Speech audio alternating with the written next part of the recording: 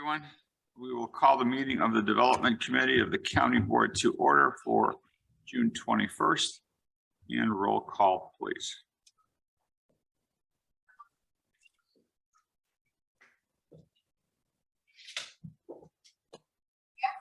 Here.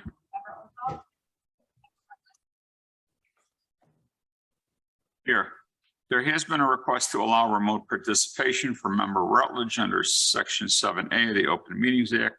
Pursuant to this section, if a quorum of the members of the public body is physically present, the majority of the public body may allow a member of that body to attend the meeting by other means if the member is presented from physically attending by personal illness or disability or other matters. Is there a motion to allow member Rutledge to attend pursuant to Section 7A of the Open Meetings Act? Is there a second? Motion is second. All is in favor? Any opposed? Member Rutledge, welcome. Thank you. Under Chairman's remarks, we do have an opportunity for public comment. Public comment under our rules is limited to 30 minutes. It also is limited to 3 minutes per person who are here. I noticed that a number of you are here this morning. I see that there are 2 people who are for a particular item on the agenda and the rest are opposed. In the interest of fairness, I'm going to take the 2 people who are for and at least 2 of the people who are opposed to it. And if we go, if that takes 15 minutes or so, then we will go to the rest of the people to the 30-minute time limit. If we don't get to you because of that, your opposition will be noted for the minutes.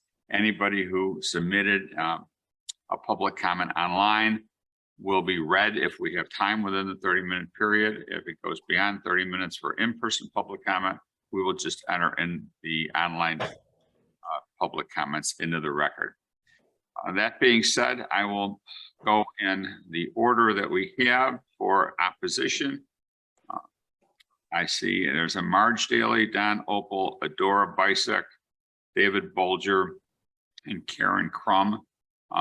2 of those people are going to be allowed to make a public comment as opposed to the 2 people who are for this. If there's no objection, I'm going to do it in the order in which you signed in. So we're going to start with Marge. Is it Daly? Daly. And remember, all of you, your comments are limited to 3 minutes, if you would. Thank you. I live in the Streams Garden Villa townhomes adjacent to the proposed cell tower. I'm authorized to speak on behalf of my HOA board today. Frankly, I feel as though the Wheaton Sanitary District is profiting at the expense of its neighbors. The cell tower will be located at the extreme eastern fence line of their property. This puts it less than a football field's length away. Let me repeat that, a football field from our homes on Ravenhill, Fox Run, and Creekside. Homes on the western end of Fox Run and Creekside received no zoning notice despite being within the 300-foot mandate, nor was a notice posted on the fence for the many walkers and other area HOAs to see. This is an eyesore. It will be visible from living room windows and patios. Widespread perception of cancer risk will make our homes harder to sell. The National Association of Realtors finds on average a 2.65% decrease in home value for homes near cell towers. But if the tower is visible, which it is, 9.78% decrease in value. That's from the Journal of Real Estate Finance and Economics. The sanitary district will profit not just from this, but from 2 future lease sites marked on page 4 of the schematic diagrams. I never heard those mentioned in the zoning appeals meeting. We will lose value on what is many people's largest investment. We submit to you a petition with 76 signatures from the Streams Garden Villas asking for this to be moved. Bottom line, this location impacts 598 homes, townhomes, and condos in an extremely tight radius. It is a very densely populated residential area. Can this agenda item possibly be tabled to allow owners who were not notified time to react?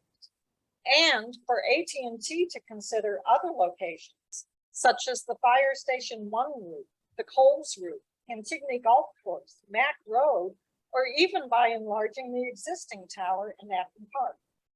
Frankly, shame on the Wheaton Sanitary District for impacting its many neighbors so negatively.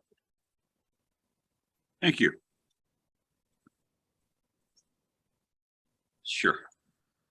Well, I don't know what that is, but just for the record, we don't accept any new evidence, either through written documentation or otherwise. Any evidence that we have is through the Zoning Board of Appeals or the zoning hearing officer, but we're certainly happy for anyone who wants to publicly comment. Don Opal, you are here to speak in opposition. Thank you, fellow committee members. I appreciate this opportunity to speak to you today about this important situation. I am the president of the Muirfield Estates Homeowners Association, which is approximately 300 to 400 feet adjacent to where this tower is going to be located in the Wheaton Sanitary District. And I would like to tell you this, as a homeowner, a member of homeowner in DuPage County since 1977, and Muirfield Estates for the last 10 years. When we bought our home in Muirfield Estates, we knew that the sanitary district was behind us. We knew that we were going to have the occasional odor coming from the sanitary district, and that would be something that we as homeowners would have to live with. We had a good relationship with the sanitary district. I worked with its director, Matt Larson, to eliminate a recent situation that just came up within the last 3 months to everybody's satisfaction.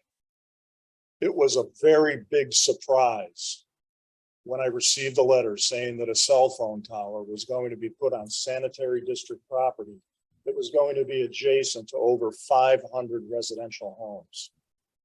There's no doubt about it that this tower is going to be an eyesore. All you have to do is look at other cell phone towers throughout the United States to see what they look like.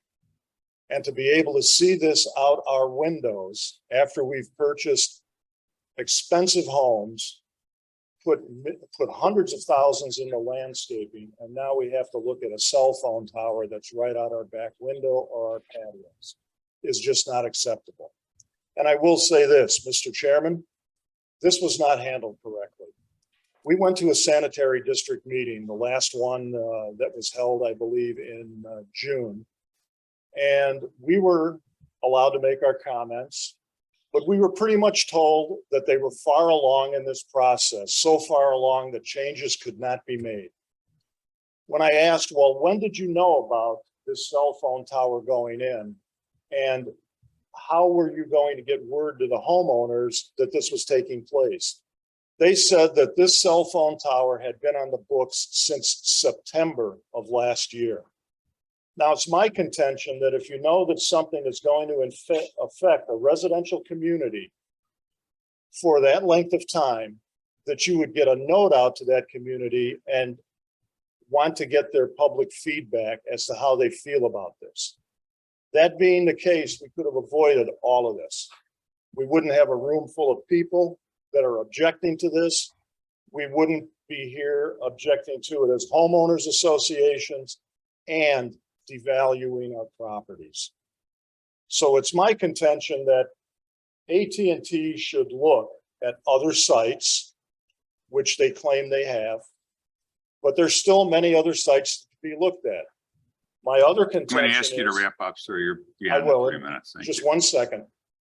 There is an alternative to make this cell tower look like a pine tree. If you do that, it takes the impact away from our neighborhoods. I also have a signed petition by the residents in our subdivision, and I would just like to present that to you. We'll enter into the public comment area. Thank you very much. In the interest of time, we're going to move to the 2 people who have signed up who are for this. There is someone here from the Wheaton Sanitary District and the AT&T person, Andrew Flowers and Matt Larson. Can come in any order. Morning, Chairman, Board. My name is Andrew Flowers. I am the Senior Real Estate and Construction Manager for AT&T Mobility for Northern Illinois.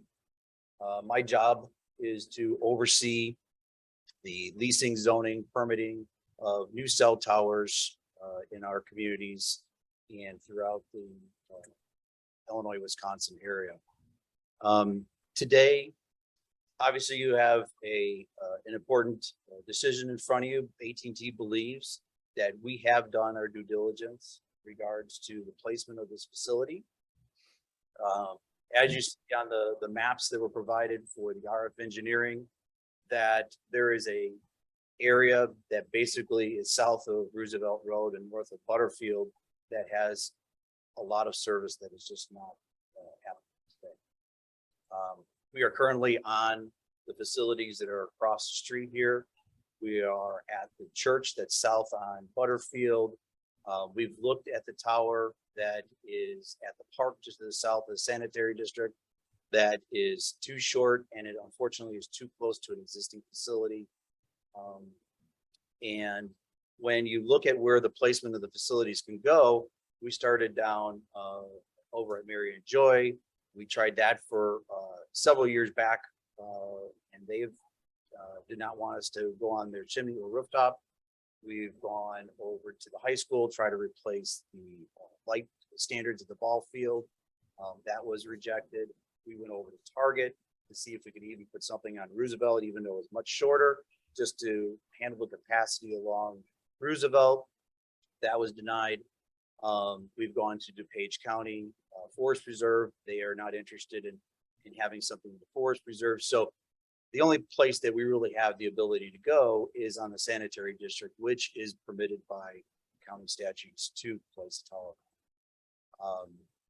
We've worked very diligently with the Sanitary District on a lease agreement that will benefit obviously financially for them, which then hopefully they work with the money and pass that on to their consumers.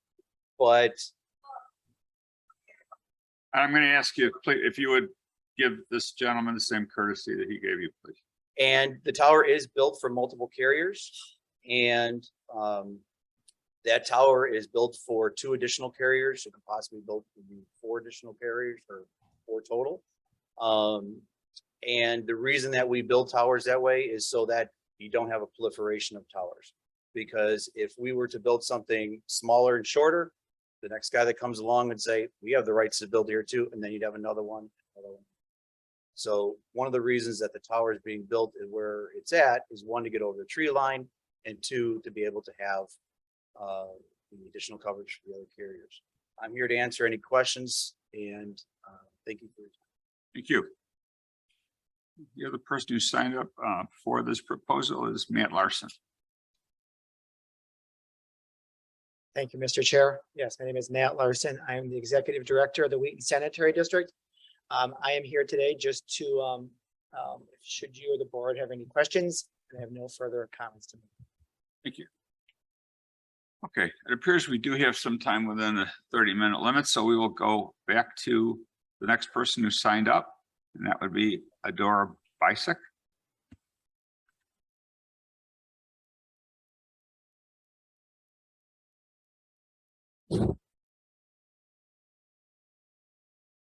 Hello, thank you for hearing me. I live in Muirfield Estates, and I'm here to represent not only Muirfield, but the streams also. And it's going to be a real eyesore for our investments, number 1. But number 2, we have a neighbor that's been diagnosed with hyperesthesia, and that's somebody who is debilitating to tendencies of wireless waves, and in effect gives her actual pain. She'll get it in the brain. She's been diagnosed with this, so we're worried about health conditions too. Not causing health, but affecting something you already do. And then I do have a question. The different places that turned this down, we never found out why they turned it down. What was the reason? And we would like, if you have time for one of them, the representatives, to tell us why the different facilities turned it down. And they've been working on it for 2 years. And then they pinged areas that wasn't even near us by accident. We found out at the zoning commission that they sent out a ping so they could contact the people, the residents, to let them know this is going on. And they pinged miles away by accident. And we never found it out until recently. Thank you. Thank you. David Bulger.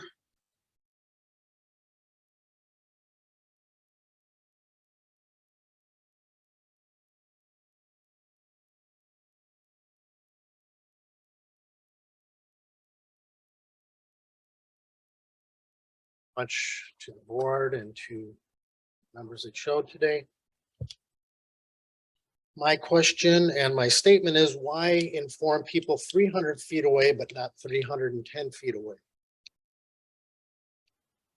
We received our notification prior to anybody outside of the 300-foot range. I'm complaining about that. I protest against the construction of this tower on the grounds of psychological, giving this society of observation and just surveillance on people in general. There's going to be a great psychological impact on people in this area as well. Whether or not there is health consequences physically, to be proven. Mentally, definitely. I have people in my facilities, in my buildings around me that will be impacted dramatically psychologically. Whether they fear it's surveillance, whether they fear it's a health issue, whether they fear it's the tower falling on their building. These are things that were not considered. And I would like to thank you for your time. Thank you. And the last person who signed up is Karen Crum.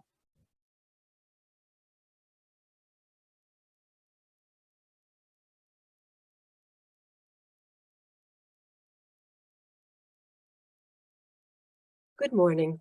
Thank you for listening to me today. My husband and I live in the Streams Garden Villas. We are at 1588 Raven Hill. The back of our townhouse faces west.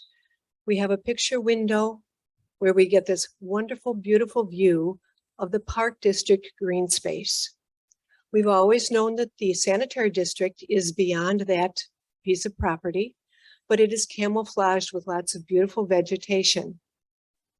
When my husband and I chose to move to Wheaton, we had no idea that the Streams Garden Villas even existed. The minute our realtor took us into that area, the beautiful landscape, mature landscape, because our townhouses were built in 1974. So it's a beautiful wooded area. Every day when I look out of my picture window, I see a beautiful, beautiful view. That is one thing that sold us on our property. In building this cell tower, that's going to take that away from us. And I'm not happy about that. We love our home, but we know that our resale value, if we choose to do that, will go down. Our property values are going to plummet. Also, my husband has many health conditions. We're in our 70s, my husband and I, and we're hoping to live in that townhouse for quite a bit longer. But my husband is also a cancer survivor. I have no idea the impact of this cell tower can cause illnesses and diseases such as that. But here I'm listening to you today, and we're starting with one cell tower, and now we're talking about 2. We're talking about 3, maybe 4 in that same area. That is going to ruin what my husband and I have. And I kind of can equate this. My husband and I were in Downers Grove the other day, and we were driving back to our home in the Streams. We were going down Warrenville Road. My husband pointed, he said, look, there was a very tall cell tower with the house, with the generator, with the fence around it. And I said, oh my gosh, that's going to be right in our backyard if they go through with this. I love taking walks every day. I walk the walking path, which goes along the green space into Eaton Park. Do you realize the impact you're having on residents when there are other options? It just needs a little more time to investigate those. Thank you so much for listening to me. Thank you. And that concludes the number of people who have signed in. Do we have any time left? 5 minutes. So do we have the online ones?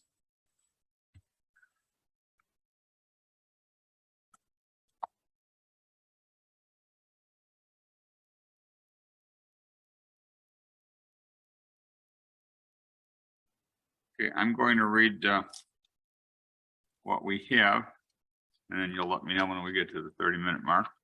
We have something from Elizabeth Webb from Wheaton, Illinois.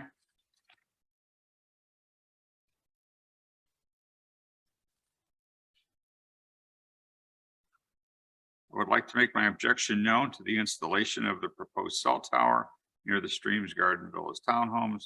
The cell tower, which I understand will be 120 feet high, will be a monstrous eyesore, poorly affecting homeowners' property values. Please make known my objection as a homeowner and taxpayer. Not at all a good location. This will be too close as proposed to residential areas. Susan White DuPage.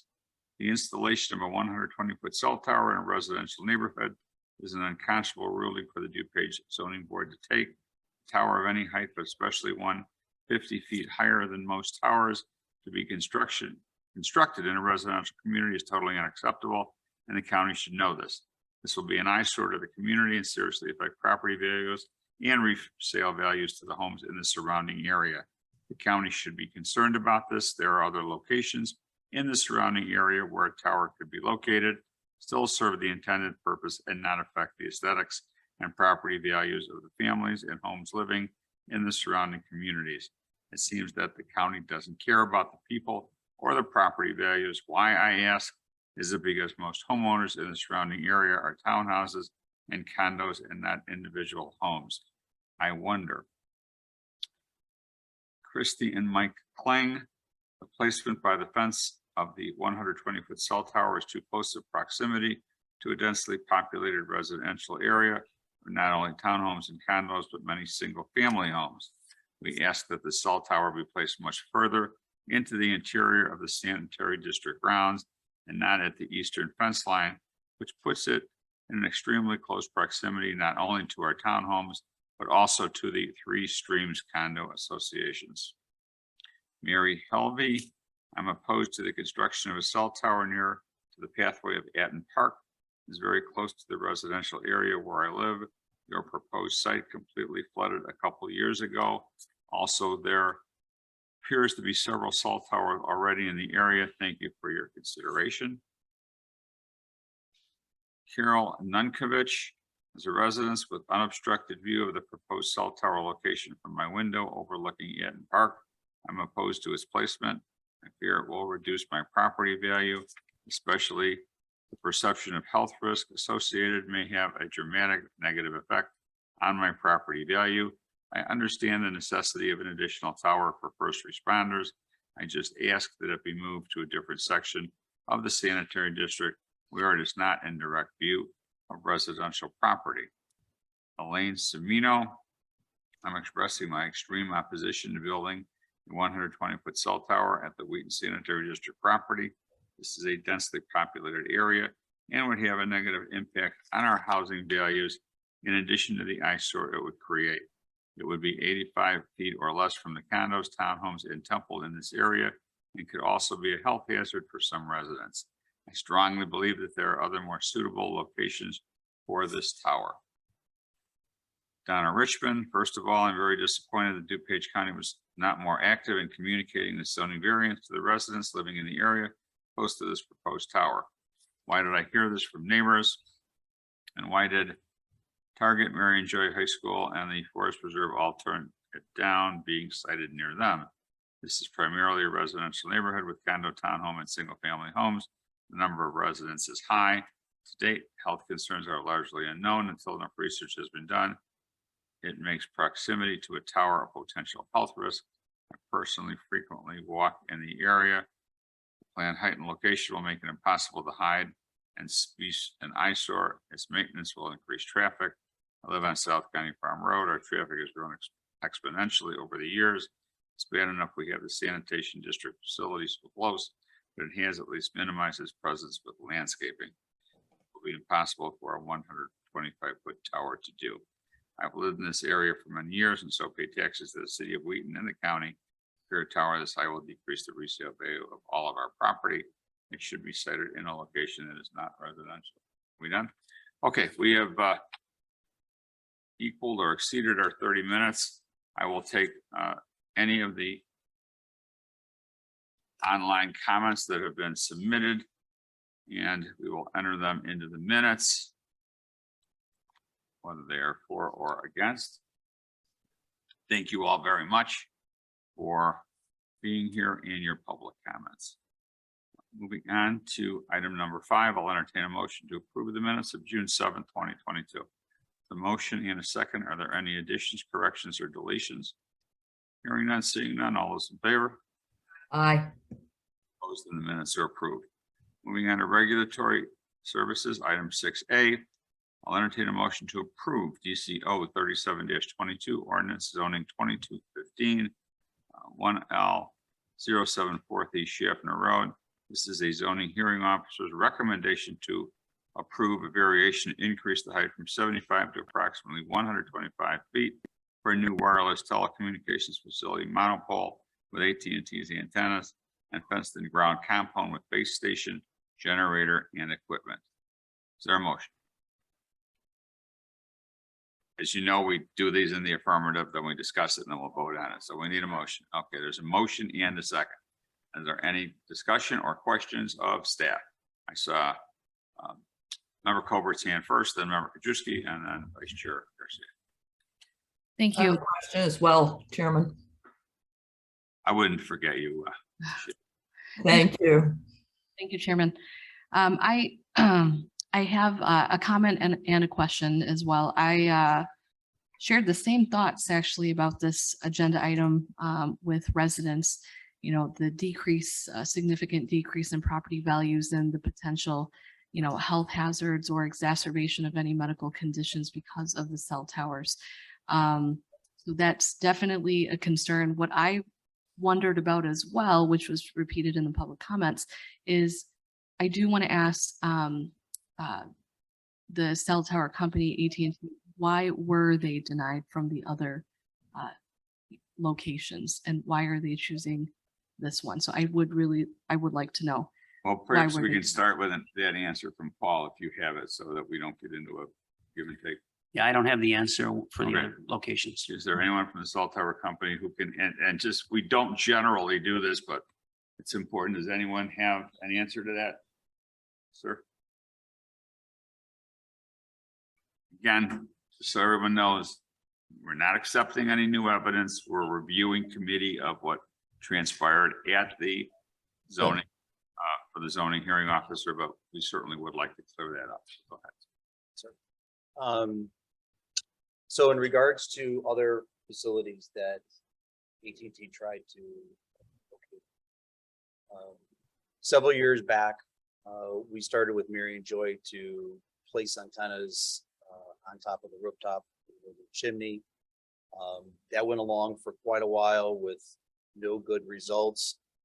AT&T pulled back on doing the cell site at that time because we had no good options.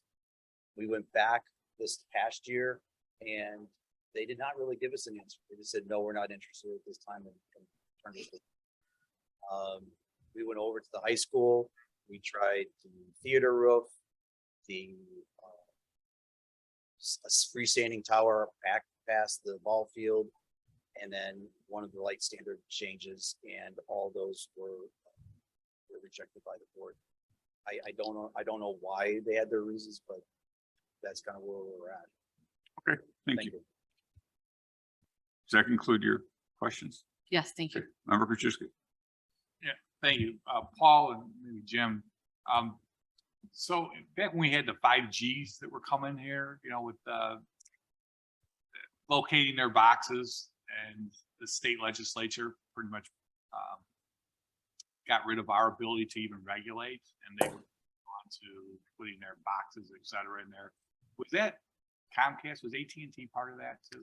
I don't recall. I know that was the small cell work. We were not involved in any of that. I understand that. I was just wondering if do we know if AT&T was part of that? I'm not aware. Jim, are you aware? Nick? We're not aware that we'll look into that though. Okay, yeah, I'd like to know that if they were there, because, you know, those utilities went down there and basically got Springfield to get rid of our ability to regulate and enforce our code as well as municipalities. So I guess I'm okay to enforce our code then, 37-1411-3. The state hasn't, but the utilities have not, you know, taken my ability away to apply our statute. Then the sanitary district is the one allowing this. Do you know, are they an elected board or are they appointed by? You know, who their board is? It's my understanding that they're appointed. Yes, By the municipality? by the By the county, yeah. Okay, thank you. And then, you know, and I'm going through the, you know, I guess the variation, the ability for us to grant a variance, and we have rules here that have to be satisfied standards, and, you know, number seem to be satisfied. The one I'm wrestling with, and you know, I couldn't find as much detail in our packet that we were given, but you were at the zoning hearing. So what was submitted to the officer to the regarding number C, 2C, which is the diminished value of the land and buildings throughout the county, as the petitioner has demonstrated that the proposed telecommunications monopoly will not diminish the value of the land and buildings of that area. So what was submitted that demonstrated to the hearing officer that that would not happen? Because I know in these small cell towers, when I attended 500 people in Indale, and they had appraisals, and they had stuff that was saying their property values would drop 20% with one of these big boxes in their neighborhood. 125-foot cell tower, I would think, again, I'm not a realtor or appraiser, but I would think putting that in the middle of subdivision, and if I'm looking to locate my house and I see that there, I go 5 blocks down, I don't see that there, I'm thinking I'm buying that one. I know one over here with this 125-foot tower. So what was submitted at the hearing demonstrated that? It was anecdotal. It wasn't, there was no, it was more anecdotal than anything, indicating that these towers are located in residential zoning districts. And there was indication that that did not have an impact on property values. There was no information submitted at the public hearing. We heard some today, but at the public hearing, there was no information that suggested that it would diminish property values that was from a realtor. So once again, more anecdotal than research-based. But what's written here is the hearing officer basically said the petitioner has demonstrated it, but in reality, all he's demonstrated it was verbal testimony that it hasn't, but he hasn't shown any appraisals or anything that prove that. That's correct. Yeah, and so I have a hard time, being that there wasn't anything in it, I was brought into detail, that standard has been satisfied, and they do have to satisfy all standards to get the variance, correct? That's correct. Okay, I just feel that at that hearing that that particular one doesn't appear to be, in my opinion, demonstrated that it wouldn't diminish the value, so therefore I'm not sure that they hit all 7 of them. So I'm voting no on this. Thanks. Member Garcia, then member Rutledge, then member Ozak. Thank you, Chair Tortori. Couple questions for you, Paul. Why specifically in that spot on the location? It seems like a lot of the people around there are saying if we could just move into a different spot, that would work better, but why that specific spot? I know there was something about the, I think the waves getting to, if you could explain a little bit more about why. So the main demonstration by the petitioner in these types of cases have to show that they've got a blind spot in their system. And the AT&T folks have submitted, and we've got it in your packet, we've got it up here, an area that shows there is on the northeast side of this area, there is a blind spot where there's no service. And if they were to move the tower to the southwest corner where there is some open land of the sanitary district, putting a tower in that location wouldn't satisfy the blind spot that's on the northeast side of this area. In addition, there's already a tower over there, so it would be duplicate coverage over there. So the reason they chose this area on the northeast corner of the sanitary facility was to make sure that they could completely satisfy the blind spot that currently exists, and not to have similar type coverage that they already have on that southwest corner. So at this point in time, there is no coverage over there at all for? It's very sketchy coverage. There is coverage, but the way that they determine coverage is through what's called a, bear with me just a second here. It's called RSRP, reference signal received power. And the reference signal received power in the northeast area next to this property is very, very low and very, very limited. So it is sketchy. So that's why if they're able to put the tower here at 125 feet, they won't have that lapse in service in that area. I was a little I was hoping I would have gotten some specs for what this tower would look like. It looks like if we've gotten some ideas about if it would be more camouflaged into the area, so there wouldn't be the eyesore that I think that the residents are expecting. I would like to actually see that before I vote one way or the other. And I haven't seen anything on that. My concern is that, and I know there was a whole detailed thing in here that a lot of people don't have landlines anymore. And so the mobile phones are needed for emergency calls. I want to make sure that we're not becoming a safety problem by not doing something like that is needed like this. So that's a concern of mine. And then there seem to be a lot of complaints about proper notice. And I just wanted to make sure that with you, we could have a discussion on that. Was there a sign put up there, and was it sent out to the, I think, is it 250 feet or? So the county doesn't put signs up on properties. And one of the reasons that we don't anymore, we used to, there's no requirement to do so. But the reason we don't is that they've all been stolen in the past. So we don't put signs up. Different than a municipality, we obviously have zoning relief all over the county as opposed to just one general area. We found that our signs have been stolen. In terms of the notice requirement, the state law requires for counties that they notify property owners immediately adjacent to the proposed development. For municipalities, it's 250 feet. However, DuPage County, for at least 30 years that I've been here, we've noticed property owners within 300 feet of the subject property. And the rationale for that as a policy is that it goes another 50 feet beyond what the statutory requirement is for municipality notice.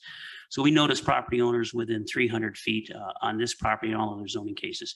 We actually had 2 public hearings notices on this. The first one, we had a bad parcel number. So the first notice went out to 300 people that were located adjacent to a parcel that was a little bit further in the middle of the sanitary district. The second notice, we noticed 300 people to the parcel number that is on the northeast side of the sanitary district, where the proposed towers are being located, proposed to be located. We identified, I think, 75 to 80 properties that were in that 300-foot area. Thank you for that. That's all the questions I have for right now. Thanks. Member Rutledge.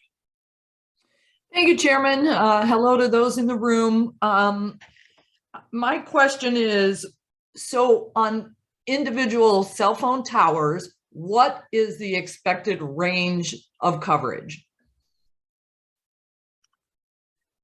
I don't have the answer to that. I can get that. Perhaps the AT&T gentleman could help with that. I don't have the exact number for that, but I can get you that answer. So as like a part B to my question, I'd also like to know what the distance is between the proposed location for the tower and where the residents would be more agreeable to this going up if they moved it further into the interior of Wheaton Sanitary.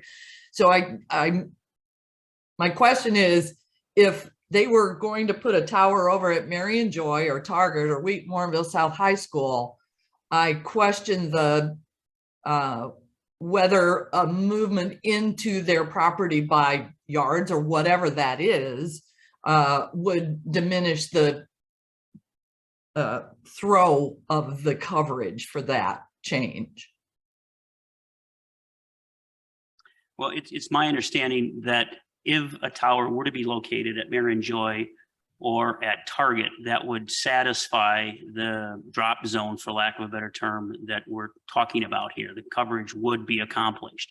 But as has been indicated at public hearing, and then again today, those sites are not available for AT&T to put a tower there. Right. Thank you, Paul. Member Ozai. Thank you, Mr. Chairman. Could you clarify for me why this went to the zoning hearing officer instead of the zoning board of appeals?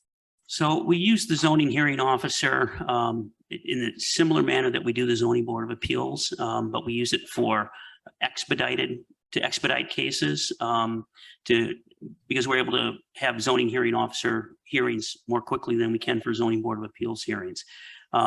The state statute requires that from the time of application for a public utility cell tower, the county has to act on that within 75 days of the submittal of the application.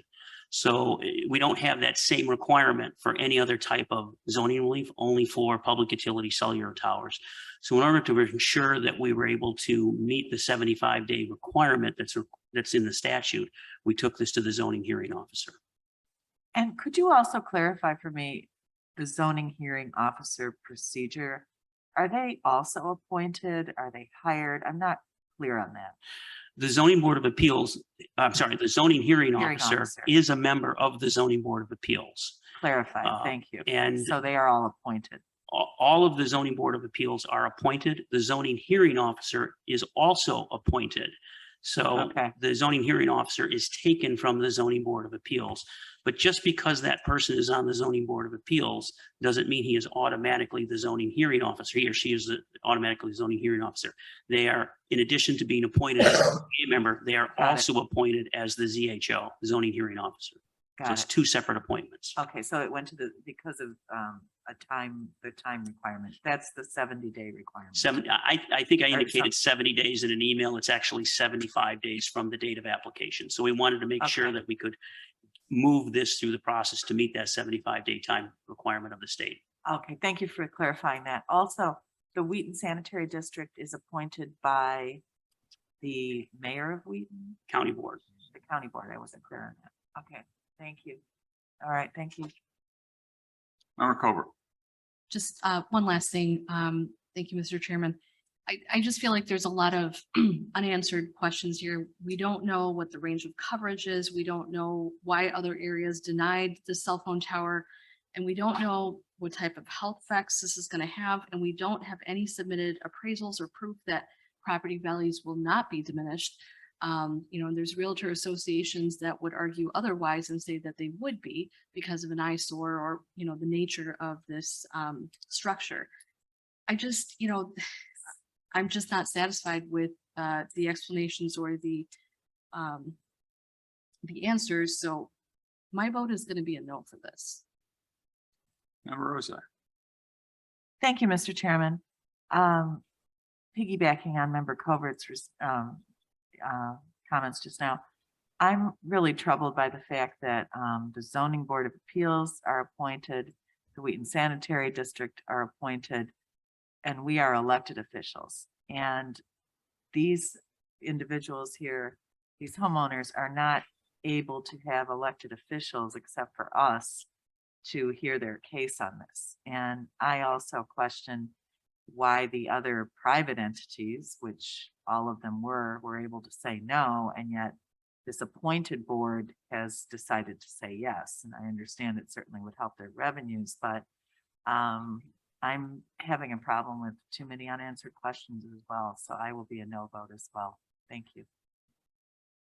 Vice Chair Garcia. Yeah, I agree that there's just too many things that are outstanding right now. But my concern, and I want to make sure that my concern is one that I can feel comfortable with, is that you said there's an area that is not covered and it's sketchy. And I don't want anybody to have an emergency phone call not go through because they don't have the phone coverage. And so due to the lack of this, But obviously they've been getting along. I just don't understand that, you know, I just don't know whether we can just postpone this for, you know, another couple of meetings so we can get more of our information in. I don't know whether that would be the way to do it. I just don't want anyone to be unsafe.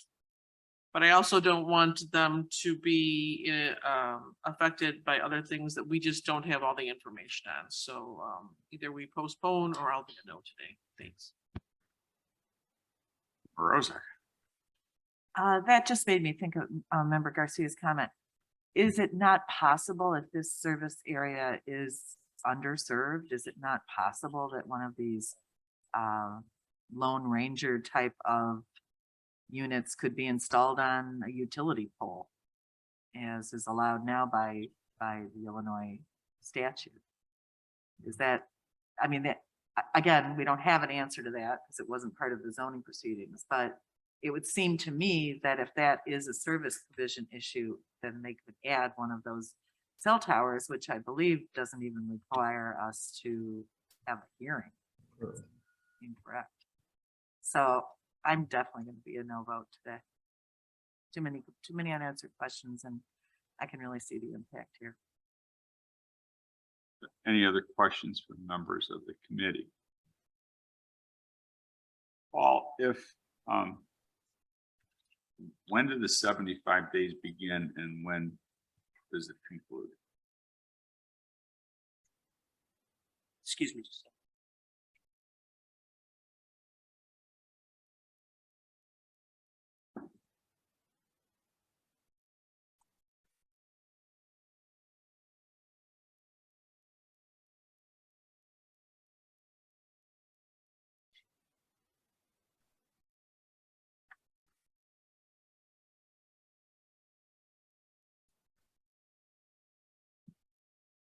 So May 19th was the start date.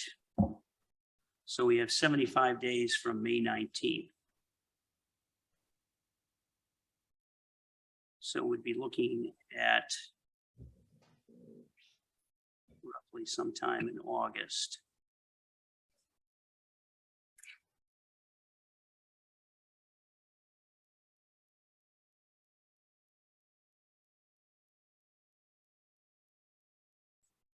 Roughly August 12th, it looks like. So August 12th. And that would be a Friday. And in August, we would have a meeting on the 2nd of this committee and on the 9th of county board. Correct? That's the first and second Tuesdays of the month. So in theory, this matter could be brought back to this committee on the 2nd with a vote at county board on the 9th. It'd still be within the 75 days. Yeah, it appears to be the case. And I only bring that question up because some people have talked about maybe putting it off or delaying it or whatever. And the appropriate motion for that would be a motion to table to a date certain, at which point we could bring it back on that date. It's also my understanding that if there is no action taken on this matter, then it's presumed to be granted. Is that correct?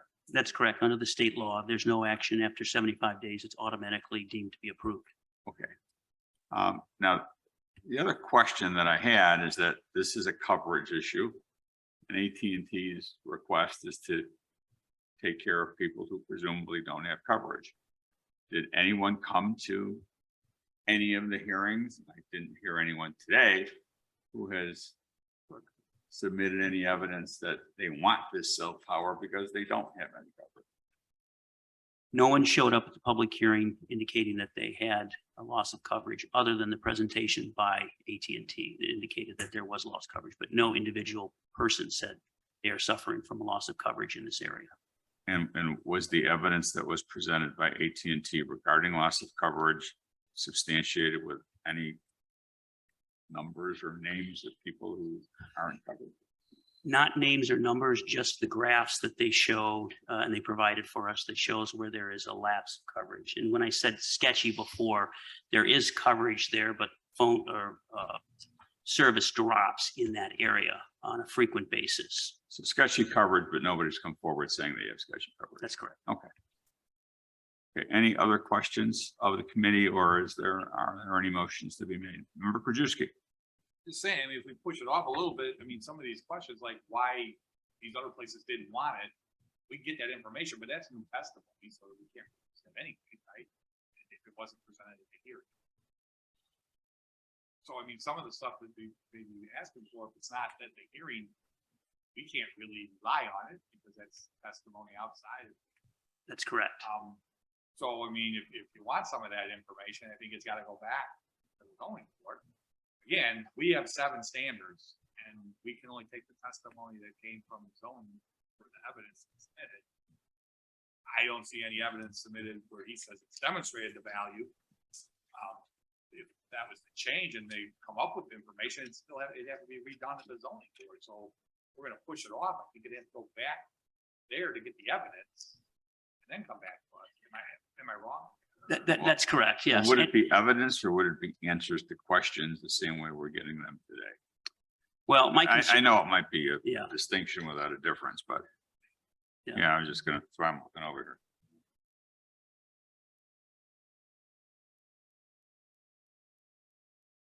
Well, If he comes back or tells us Marion Joy didn't do it because of this, because of profit or whatever, Target didn't do it because of that. I mean, none of that was submitted at the meeting. I'm sure. It could be submitted at public comment at the next development meeting. We can't. Or public comment. Could be. I'm just saying, I'm not proposing one way or the other. I'm just trying Rely to, on it though, we can't rely on new evidence submitted here. it's not evidence. No. So that would be evidence, I would think, the reason why. Well, no more than what we heard today is evidence either. So that's, yeah. So what we heard today is not any more evidence today. Member, Jose. Thank you, Mr. Chairman. It seems to me some of these questions will not be answered. Marion Joy, Target, et cetera. There's nothing to compel them to tell us why. They could just say, we didn't want it or whatever. But I think what's the fact that they could indeed install these light posts, per the legislation of, I think, 4 years ago, that would cause the coverage. And so I know they don't have to prove practical difficulty, et cetera, but I just don't feel that the impact on such a heavily populated neighborhood is really worth this when there's other solutions. And I'm really concerned by the fact that Wheaton Sanitary is appointed, the zoning hearing board is appointed. So these people are not really getting representation from people that they've actually elected. And that's really bothering me. So I'd like to see us go ahead with the vote. Well, the fact that these people are appointed and I know, but they've been I'm appointed just- for years. This is not new. And so I think that's really kind of irrelevant to the Well- discussion. But Paul, was there evidence that was presented that there would be alternatives to this particular place?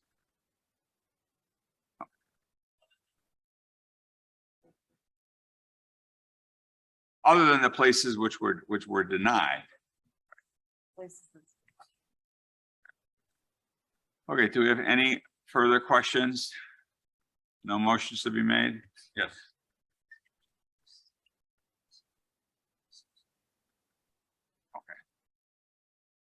Okay, I see nothing further. Okay, there is a motion to approve this. We always take our motions in the affirmative. So if you're in favor of this being approved, you would have a yes vote, otherwise it would be a no vote. So if you take the roll, please.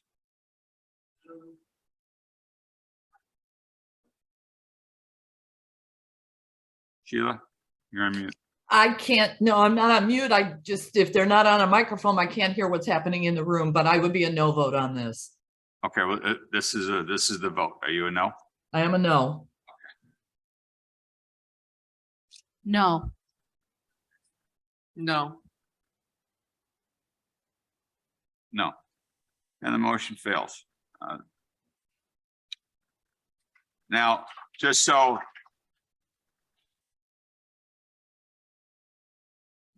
just for those who are here, this is a recommending body. This is, Paul, will this be brought forth to, it'll be brought forth to the county board with a no recommendation? Yes, that's correct.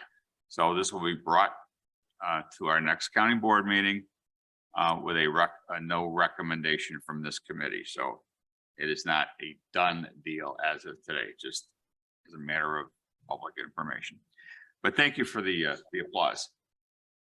Pardon? You can be happy. We appreciate the applause. It's seldom that we get it. All right, moving on to item B. I'll entertain a motion to approve DCO 38-22 ordinance zoning 2223. Kaczynski, a zoning hearing officer's recommendation to approve a variation to allow a closed privacy fence within the 10 feet corner yard setback. There's a motion. Was there a second? Second. Motion is second. Any discussion? All those in favor? Aye. Opposed, and the motion carries. We have any old business? Do we have any new business? I'll entertain a motion to adjourn. Moved. Second. All those in favor? And Aye. we are adjourned. Thank you.